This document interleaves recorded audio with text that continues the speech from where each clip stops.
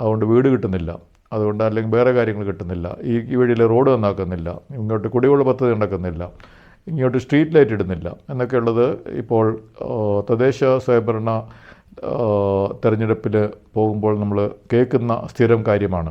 ഭരണകക്ഷിയുടെ ആൾക്കാരാണെങ്കിൽ കാര്യം നടക്കും, ഭരണകക്ഷിയുടെ ആൾക്കാരല്ലെങ്കിൽ കാര്യം നടക്കില്ല. അപ്പോൾ അത് മാറേണ്ട ഒരു കാര്യമാണ്, മാറ്റേണ്ട ഒരു കാര്യമാണ് കേരളത്തിൽ തീർച്ചയായിട്ടും.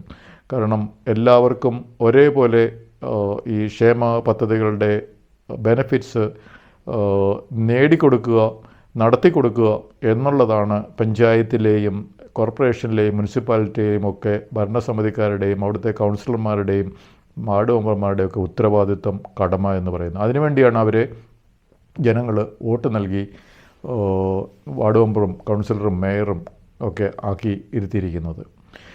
കേന്ദ്ര സർക്കാർ ഇത്തരം ഇടനിലക്കാരില്ലാതെ എങ്ങനെ, രാഷ്ട്രീയ പക്ഷപാതിത്വമില്ലാതെ എങ്ങനെ സാധാരണ മനുഷ്യർക്ക് ഈ ക്ഷേമ പദ്ധതികളുടെ ആനുകൂല്യങ്ങൾ എത്തിക്കാൻ പറ്റുമെന്നുള്ള കാര്യങ്ങൾ മോദി സർക്കാർ വന്നതിന് ശേഷം ആലോചിച്ചു. അങ്ങനെയാണ് ഡയറക്റ്റ് ട്രാൻസ്ഫർ ഓഫ് ബെനിഫിറ്റ്സ് എന്നുള്ള ഒരു പരിപാടി മോദി സർക്കാർ തുടങ്ങിയത്.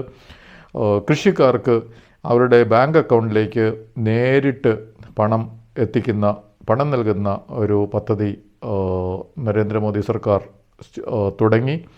അപ്പോൾ അത് തുടങ്ങുന്നതിന് മുമ്പ് ഈ ഫിനാൻഷ്യൽ ഇൻക്ലൂഷൻ എന്നതിൻ്റെ ഭാഗമായിട്ട് എല്ലാ മനുഷ്യരും ബാങ്ക് അക്കൗണ്ട് തുടങ്ങുക എന്നുള്ളൊരു കാര്യം തുടങ്ങി. ഫിനാൻഷ്യൽ ലിറ്ററസിക്ക് വേണ്ടിയുള്ള പരിശീലനങ്ങൾ, ബാങ്ക് അക്കൗണ്ട് തുടങ്ങുക.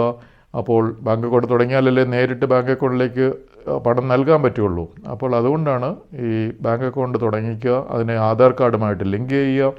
അപ്പോൾ അങ്ങനെ ലിങ്ക് ചെയ്ത ശേഷം തൊഴിലുറപ്പ് പദ്ധതിയുടെ പണവും നേരിട്ട് തൊഴിലുറപ്പ് കക്ഷികൾക്ക് നേരിട്ട് നൽകുക.